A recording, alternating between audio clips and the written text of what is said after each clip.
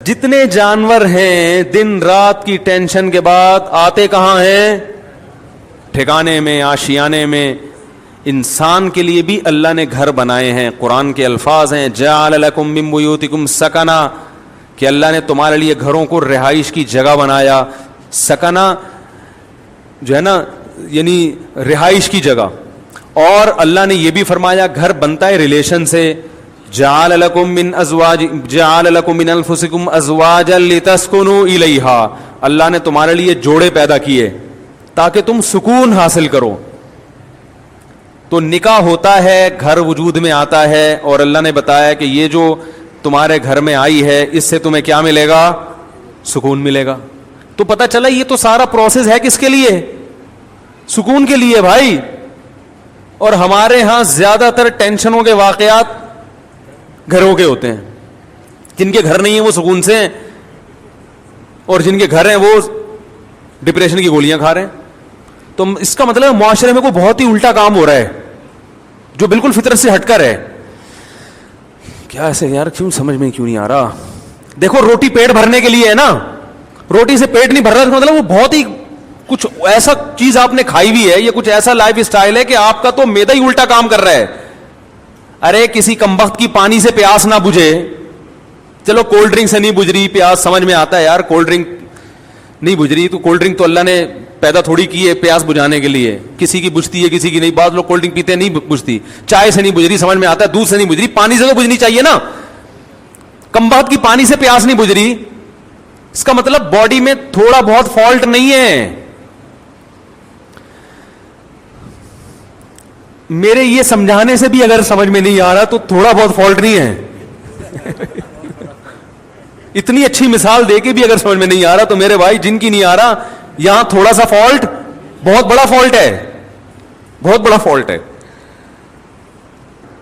تو گھر کس کے لیے بنایا اللہ نے؟ سکون کے لیے. ایک گھر میں سکون نہ ہو تو چلو بات سمجھ میں آتی ہے کہ بھائی کبھی کبھار ہزاروں میں کوئی ایک بیمار بھی پیدا ہو جاتا ہے نا. ہر گھر میں لڑائیاں، ہر گھر میں بے سکونی، لاکھوں میں ایک آدھ گھر ہوگا جس میں سکون ہوگا. بھائی کم بخت بھائی سے بات نہیں کر رہا، بہن بہن سے بات نہیں کر رہی، جٹھانیاں نندوئی ساسیں، وہ تو ایک مستقل ٹاپک ہے.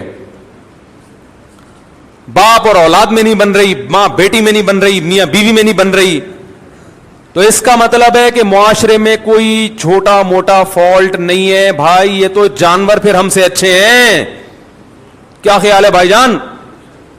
ہم سے اچھے جو پھر کبوتر نکلا، چڑے نکلے ہیں بھائی. ہمیں آفس میں سکون مل رہا ہے، گھر میں نہیں مل رہا.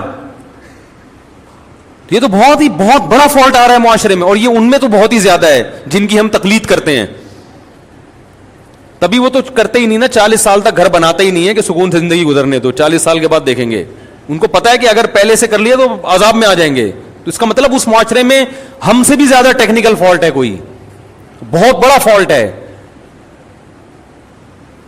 تو وہ فالٹ کیا ہے؟ کیا خیال ہے؟ سمجھنا چاہتے ہیں؟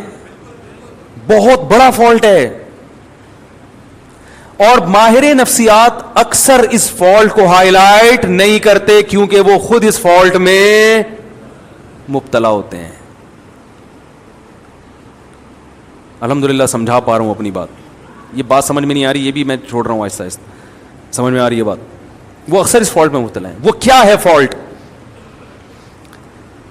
کہ جب تک حقوق کا دائرہ کار متعین نہیں کیا جائے گا کبھی بھی اتحاد اور محبت پیدا نہیں ہو سکتی. اس کو ایک اور اسٹائل میں بیان کرتا ہوں، دوسرے اسٹائل میں. جب تک ظلم ختم نہیں ہوگا گھر میں محبت پیدا نہیں ہوگی. اور ظلم کو جب تک ڈیفائن نہیں کیا جائے گا کہ ظلم کی ڈیفینیشن کیا ہے، ظلم ختم ہو نہیں سکتا. نہیں آ رہی بات؟ جو مذہب کو فالو نہیں کرتے، خدا کی قسم لا الہ الا اللہ قیامت تک الٹے لٹک کے پی ایچ ڈی کر لیں نفسیات میں، وہ ظلم کی ڈیفینیشن بیان کر ہی نہیں سکتے کہ ظلم کہتے کسے ہیں. کیونکہ ظلم کہتے ہیں کسی کا حق ادا نہ کرنا. جب آپ کو پتہ ہی نہیں ہوگا اس کا حق ہے کیا، تو ادا نہ کرنا اور کرنا کیا ڈیفینیشن ہوگی؟ پتہ کیسے چلے گا کہ حق کی ادائیگی کیا ہے اور عدم ادائیگی کیا ہے؟ کیونکہ حق کی ادائیگی کس کا کس پر کتنا حق ہے, کیا حق ہے, وہ نہیں ادا کرے گا تو لڑائیاں ہوں گی نا. میں سمجھ رہا ہوں کہ اس کا مجھ پر حق ہے, وہ سمجھ رہا ہے کہ ہے ہی نہیں, تو کیسے معاملہ چلے گا؟ یہ فیصلہ کون کرے گا کہ یہ مطالبہ درست ہے یا غلط ہے؟ یا تو یہ اسلام بتائے گا. اسلام اگر نہیں بتاتا تو پھر پوری کائنات بیٹھ کے یہ ڈیفائن ہی نہیں کر سکتی کہ کس کے کس پر کیا حقوق ہے, اس میں اختلاف پیدا ہوگا. بعض دفعہ کلچر بتاتا ہے کہ کس کا کس پر کیا حق ہے, وہ کلچر غلط بتا رہا ہوتا ہے, ساری دنیا کہہ رہی ہے کلچر غلط ہے. دیکھو کلچر تو یہ کہتا ہے عورت کو چاہیے کہ جہیز لے کر آئے, کیا خیال ہے, کہتا ہے کہ نہیں کہتا؟ لیکن ساری دنیا کہتی ہے یہ کلچر غلط کہہ رہا ہے. انڈیا میں جہیز نہ لانے پر جلا دیا گیا بہوؤں کو, ایسے واقعات ہوئے, اس لیے کہ وہ کہہ رہے ظلم کیا, ہمارے جہیز کیوں نہیں لے کر آئی. ملکی قوانین بعض دفعہ بتاتے ہیں تو ملکی قوانین عاجز ہیں یہ بتانے سے کہ کس کا کیا حق ہے. آپ پوچھ لو جو لا ہے نا, اس آپ بولو بھائی یہ نہیں چاہیے, یہ نہیں چلے گا گھر میں. اختلاف اور لڑائی کو ختم کرنے کے لیے سب سے پہلا اصول یہ ہے کہ آپ کو یہ پتا ہونا چاہیے, باپ کو یہ پتا ہونا چاہیے کہ بیٹے کے اوپر میرے کتنے حقوق ہیں. میں اس حد تک بیٹے کو اپنا پابند بنا سکتا ہوں, اس سے آگے مجھے اللہ نے حق نہیں دیا, اس سے آگے یہ خدا نے میرے بھی اختیارات سلب کر لیے ہیں. شوہر کو پتا ہونا چاہیے بیوی کو میں اس حد تک اپنا پابند بنا سکتا ہوں, اس سے آگے کام میں اس سے بولو بھائی نہیں لے سکتا, یہ میرا رائٹ ہی نہیں ہے. عورت کو پتا ہونا چاہیے اس حد تک شوہر سے مطالبات منوا سکتی ہوں, اس سے آگے اللہ نے باؤنڈری کھینچی ہوئی ہے, مجھے آگے جانے کی اجازت نہیں ہے. ساس کو پتا ہونا چاہیے اس حد تک بہو میری خدمت کرنا اخلاقی ذمہ داری ہے, وہ بھی یہ پتا ہونا اخلاقی ہے یا قانونی, یہ بھی پتا ہونا چاہیے. کچھ چیزیں اخلاقی ہوتی ہیں, قانونی نہیں ہوتی. اخلاق کا دائرہ کار اخلاق کی حد تک ہی ہوتا ہے. ارے پڑوسیوں کو پوچھنا اخلاقی ذمہ داری ہے نا, آپ نہیں پوچھ رہے تو کیا وہ کیس کر سکتا ہے آپ کے خلاف؟ بھائی حدیث میں آتا ہے کہ وہ شخص مومن نہیں ہے جو خود پیٹ بھر کے کھائے پڑوسی بھوکا سوئے. لیکن آپ پیٹ بھر کے کھا رہے ہو, پڑوسی بھوکا سو رہا ہے, گناہ ملے گا قیامت میں, لیکن اس بیس پہ پڑوسی آپ کے خلاف کیس نہیں کر سکتا, لڑ نہیں سکتا آپ سے. وہ حدیث میں تو آتا ہے تو پیٹ بھر کے کھا رہا ہے اور جو ہے نا میں بھوکا ہوں, اب گریبان پکڑ لیا, تو یہاں ظالم کون ہوگا؟ وہ پڑوسی ہوگا. بھائی اخلاقی ذمہ داری ہے کہ آپ پیٹ بھر کے کھا رہے ہو, لیکن آپ کی ہے, اس کی نہیں ہے, وہ نہیں مطالبہ کر سکتا. کچھ چیزیں اخلاقی ہیں, لیکن ہمارے ہاں کس کا کیا حق ہے یہ یونیورسٹیوں میں نہیں پڑھایا جاتا. ماہر نفسیات کو پتہ ہی نہیں ہوتا کہ حق کیا ہے, تو بیچارہ گائیڈ کیسے کرے گا؟ ہائے ہائے کیسے سمجھائیں. ماہر نفسیات بیچاروں کو پڑھا ہی نہیں ہوتا. اسلام پڑھیں گے تو پتہ چلے گا نا. انہوں نے تو گورے کو پڑھا ہے, گورے کو خود نہیں پتا, وہ اپنے گھروں میں سکون پیدا کر لیا. یہ نفسیات پڑھ کر آ رہے ہیں جرمنی کی یونیورسٹیوں میں, اور وہاں سے سیکھ رہے ہیں کہ گھروں میں جوڑ کیسے پیدا ہو. جنہوں نے ان کو پڑھایا اس پروفیسر سے پوچھو کہ تمہارے گھر میں جوڑ ہے, وہ کہے گا میرا تو گھر ہی نہیں ہے, اور اس لیے نہیں ہے مجھے پتا تھا گھر ہوگا تو پھڈے ہوں گے. تو ہم نے کہا بھی 55 سال میں کریں گے شادی, وہ تمہیں بتائے گا گھروں میں جوڑ کیسے پیدا ہو. یار کیا تو رینجرز کا کیس ہے بھائی, خطرناک کیس بنانے والا ہوں آپ کے خلاف. سارے مسائل یہاں سے کھڑے ہو رہے ہیں, گھروں میں جھگڑے لڑائی, دفتروں میں. بھائی آپ کو پتہ ہی نہیں ہے کہ میں کہاں تک جا سکتا ہوں. دیکھو فوج میں پھڈے کم ہوتے ہیں, پولیس میں بھی, تھانے میں پھڈے کم ہوتے ہیں.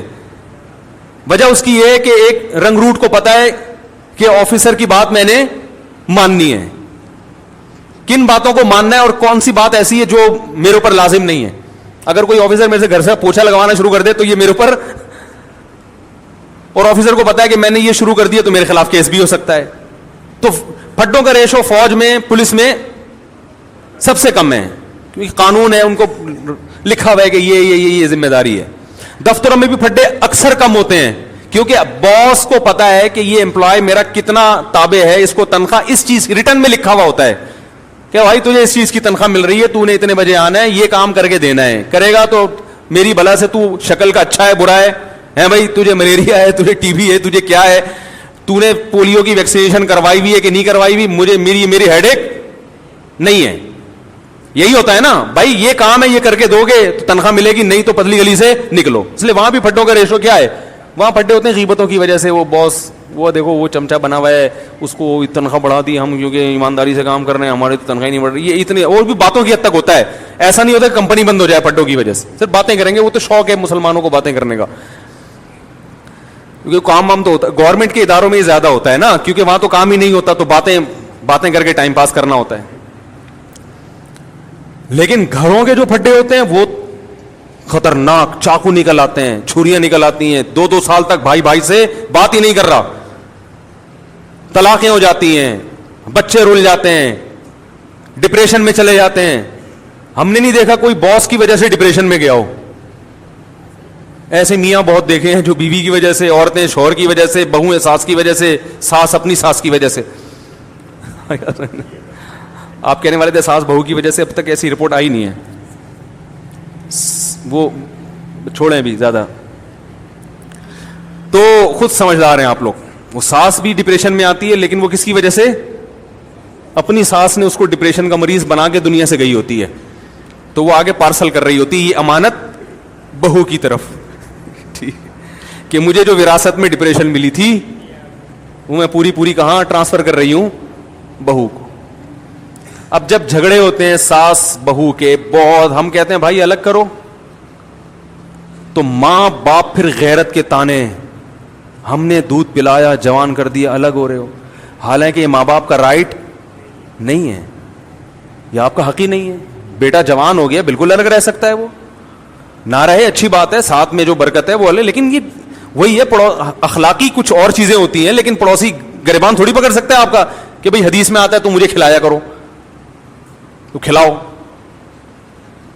تو ماہر نفسیات سے گزارش ہے, جب لوگوں کو موٹیویٹ کیا کریں. کچھ اچھے بھی ہیں الحمدللہ, ہر جگہ اچھے برے بھی ہوتے ہیں, اچھے تو سارے ہی ہیں, لیکن بہت سی چیزوں میں بیچاروں کے پاس خود گائیڈنس نہیں ہوتی, گائیڈنس نہیں ہوتی. وہ انگلش کے الفاظ گھما رہے ہوتے ہیں ایکچولی یوں وغیرہ وغیرہ, مجھے تو اتنی انگلش نہیں آتی. تو بات صحیح ہونی چاہیے, چاہے انگلش میں ہو یا اردو میں ہو یا پنجابی میں ہو. لوگ زبان کو دیکھ رہے ہیں آج کل, اسٹائل کو دیکھ رہے ہیں, باتوں کو, کیونکہ فلموں کا دور ہے نا, ڈراموں کا دور ہے, جس کے اسٹائل اچھے لوگ متاثر ہو رہے ہیں, بات کو تو دیکھ نہیں رہے. بات بھی ہو اسٹائل بھی ہو پھر مزہ ہے. کیا خیال ہے, بات بھی ہو اور اسٹائل بھی ہو, اور اگر اسٹائل نہیں ہے تو بات کو زیادہ فوکس کرنا چاہیے. اسٹائل کی اتنی ویلیو نہیں ہے, لیکن بات بہرحال صحیح ہونی چاہیے. تو آپ کو یہ پتا ہونا چاہیے کہ میرے ماتحت جو لوگ ہیں, میں ان کو اس حد تک پابند بنا سکتا ہوں, اس سے زیادہ شریعت نے مجھے حق بولو نہیں دی. یہ سب سے پہلے والدین پر آتا ہے. ہمارے یہاں پتہ ہے سسٹم کیا چل رہا ہے, جس کی لاٹھی اس کی بھینس. بیٹا فرما بردار ہوگا تو باپ اس کو نچوڑ لے گا, بولے کہ ہر بات مانتا ہے, تو اس کی یہی غلطی ہے کہ ہر بات مانتا ہے کم وقت. کہیں نو کر دے تو باپ بیٹے کے کو پورے معاشرے میں ذلیل کر دیتا ہے, میرا بیٹا میری بات نہیں مان رہا. ارے وہ ہر بات مان رہا ہے. ایک دفعہ ایک ابا آئے مجھے کہنے لگے میرا بیٹا یہ میرا, میں نے کہا یار ایسے بیٹے آج کل آرڈر پہ نہیں ملتے, اتنا نیک ہے. ایک چیز میں اگر اس نے انکار کر دیا اور وہ اس کا حق بھی ہے, تو آپ کو تو کہنا چاہیے بیٹا میں, یعنی آپ کو تو اس کا دل جیتنا چاہیے. لیکن چونکہ بیٹا فرما بردار مل گیا تو ابا اس کو پوری طرح نچوڑ رہے ہیں. اگر وہی نافرمان ہوتا تو ابا کہتے صرف 100 میں سے ایک بھی مان لے تو میں خوش ہو جاؤں گا. سیزن یہ چل رہا ہے, صحیح ہے نا, موسم چلتا ہے نا, ابھی آم کا موسم ختم, انگور آ گئے, تو سیزن ہوتا ہے نا, جب انگور ہے تو ہر جگہ انگور ہی انگور نظر آئیں گے آپ کو. اور یہی حال ابا کا ہے. جب تک ابا آپ کی مجبوری ہیں, آپ کے ابا بہت اچھے, پیسے نکلوانے ان سے, جہاں ابا کی ضرورت نہیں رہی وہاں ابا سے زیادہ ٹینشن والا آپ کے گھر میں. جب ابا بوڑھے ہوتے ہیں تو کیسا ستایا جاتا ہے ان کو, یہ ہمارے معاشرے میں اکثر ہوتا ہے. بوڑھا ہونے کی دیر ہوتی ہے بیچارے کی, وہ کھانستا ہوا بھی برا لگ رہا ہوتا ہے, ہر چیز میں وہ کیا لگ رہا ہوتا ہے, برا. یہ جائے گا کب؟ اور باقی حقوق کو اسی پر قیاس کر لیں.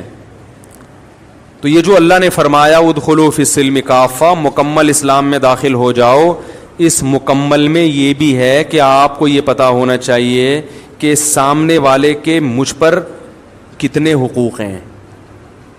ایک چھوٹا سا واقعہ سنا کے بیان ختم کرتا ہوں. ہمارے شیخ مفتی رشید احمد صاحب بڑے بزرگ تھے, ہم ان کا بہت احترام, ان کے غلاموں کے غلام تھے, غلاموں کے غلام.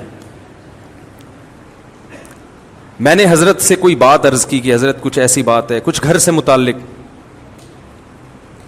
حضرت نے وہ بات مشورے کے لیے کسی سے ذکر کر دی. تو میں نے حضرت سے عرض کیا, حضرت یہ گھر کی بات تھی, یہ باہر نہیں آنی چاہیے تھی. حضرت نے مجھ سے معذرت کرنا شروع کر دی, کئی غلطی ہوئی ہے مجھ سے, حالانکہ وہ بات کوئی ایسی نہیں تھی. اب اگر وہ یہ کہتے کہ میں چونکہ بزرگ ہیں, میں بڑا, میں نے کر دی تو کیا ہو گیا, ہم تو کچھ نہیں کہتے, کیونکہ اخلاقی ذمہ داری ہے کہ بڑوں سے اگر غلطی بھی ہو جائے تو معاف کرو. یہی ہے نا اخلاق تو اخلاقی طور پہ تو شریعت ہم اسی کا پابند کرتی ہے.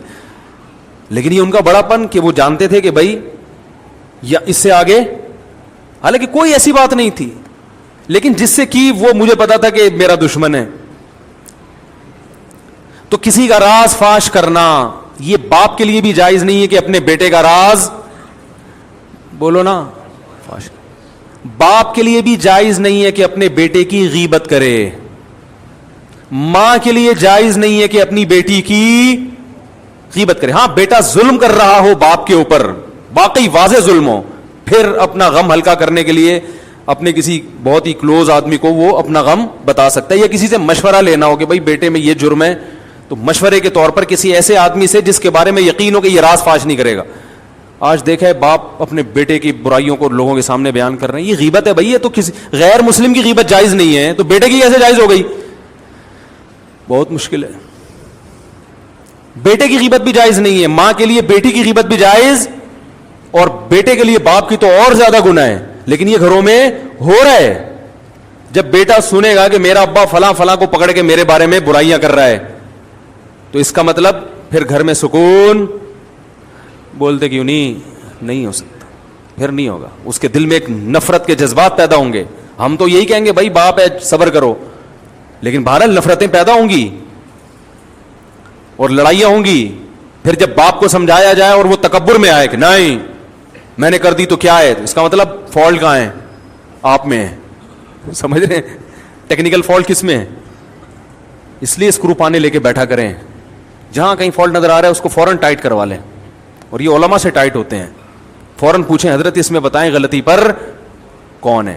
تو یہ بڑا لمبا موضوع ہے کہ کس کے کس پر کیا حق ہیں, وہ بیان ہوتے رہنے چاہیے تاکہ ہمیں پتہ چلے کہ ہمیں یہ تو ہر آدمی اس چکر میں ہے کہ فلاں کے مجھ پر فلاں پر میرے کیا حقوق ہیں, اس میں تو پتہ ہے سب, ہر آدمی اس کو نچوڑنے میں لگا رہتا ہے. لیکن میری باؤنڈری کہاں تک ہے؟ ماں باپ کہتے ہیں, مجھ سے اکثر فون آتے ہیں کہ والدین کے حقوق پر پلیز بیان کریں, آپ والدین کے حقوق پر بیان کریں. اور اتفاق سے میں کر دیتا ہوں اولاد کے حقوق پر. بعض دفعہ ایسا بھی ہوتا ہے, وہ کہتے ہیں یہ کیا بات ہوئی, میں کہتا ہوں بھائی اس پر بھی کریں گے لیکن ساتھ ساتھ اس پہ بھی تو ہونا چاہیے نا, اس پہ بھی تو ہونا چاہیے, دونوں چیزیں ضروری ہیں. تو اللہ تعالیٰ سے دعا ہے کہ اللہ ہمیں مکمل اسلام میں داخل ہونے کی توفیق عطا فرمائے. علماء نے لکھا ہے کہ استاذ مدارس میں نا شاگرد استاذوں کا بہت احترام کرتے ہیں, لیکن استاذ کے لیے کسی شاگرد کو فاسق و فاجر کہنا جائز نہیں ہے. سمجھ رہے ہیں, فاسق و فاجر کہنا جائز, زانی کہنا جائز نہیں ہے کہ یہ الزام ہے. تو اللہ نے ایک باؤنڈری رکھی ہوئی ہے, اس سے آگے آپ کو نکلنے کی اجازت نہیں ہے. کمیٹی ہے مسجد میں تو امام کو کمیٹی سے آگے نکلنے کی اجازت, بولو نا بھائی, نہیں ہے. وہ کمیٹی کا پابند ہے. بعض جگہوں پر ایسے ہوتا ہے امام کمیٹی کو لفٹ ہی نہیں کرا رہا ہوتا, کہتا ہے میں چونکہ امام ہوں, میں چونکہ, وہ چندے کے حساب دینے کے لیے تیار نہیں ہے کمیٹی کو. بھائی جب آپ کسی کمیٹی کے تابع ہیں تو جتنا چندہ آ رہا ہے آپ کے باپ کو بھی حساب دینا پڑے گا. بعض ائمہ, سب نہیں, اکثر تو الحمدللہ صحیح ہوتے ہیں, لیکن بعض جگہوں مسجد پہ کیس آتے ہیں امام حساب نہیں دے رہے, کہہ رہے کون مجھ سے کون ہوتا ہے حساب لینے والا, میں تو مفتی ہوں, میں تو بزرگ ہوں, میں تو فلانا ہوں, میں کیا کرپٹ ہوں؟ بھائی آپ چور ہوں, کرپٹ ہوں, آپ نیک ہوں. جب مسجد کا ایک رسید ہے, کوئی چندے کا سسٹم ہے, تو آپ کو اخپل طریقے سے چندہ کرنے کی اجازت, بولو بھائی, نہیں, اخپل لفظ یاد رکھ لیں, بہت سارے کام اخپل طریقے سے کرنے کی وجہ سے غلط ہو رہے ہیں. وہ مجھ سے اب لوگ آ کے پوچھنے حضرت یہ اخپل کا مطلب کیا ہے, پرسوں ایک صاحب اخپل کا مطلب پوچھنے کے لیے آیا تھا. تو وہ پابند ہے. اسی طرح کمیٹی پابند ہے کہ وہ امام کا احترام کرے, اس کے ساتھ ایسے پیش نہ جیسے ملازمی, ہوئے ادھر ہوئے ٹائم دیکھ رہا ہے کیا ہو رہا ہے, تم نے بولا تھا 40 پہ نماز 45 پہ کھڑی کر رہے ہو تم, تمیز سے, ٹھیک ہے نا, ریکویسٹ کے ساتھ. مسجدوں میں بھی لڑائیاں, گھروں میں بھی. اللہ تعالی ہماری حفاظت فرمائے اور ہمیں یہ جاننے کی توفیق عطا فرمائے کہ ہمارا کس پر کتنا حق ہے.